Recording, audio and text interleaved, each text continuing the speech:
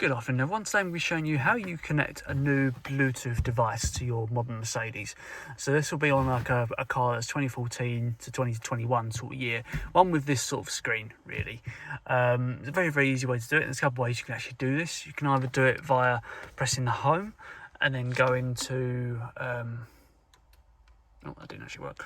I'll show you the other method first actually. So if you go to the left, you push this to the left when you're in the media menu, press that to the left.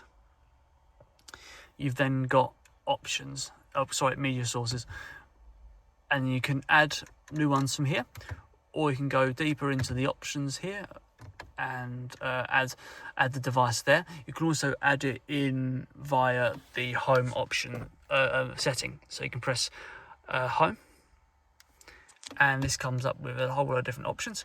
You go to system, Bluetooth devices on your center console, and it comes up with connect a new device, and that would be how you connect with that to the car. Hope you enjoy that, guys, and see you on the next video. Oh, actually, just one other thing: make sure it's connected for all of these things in orange. That's how you make sure that it's got the right connection. Anyway, I hope you enjoy that, guys, and I'll see you on the next video.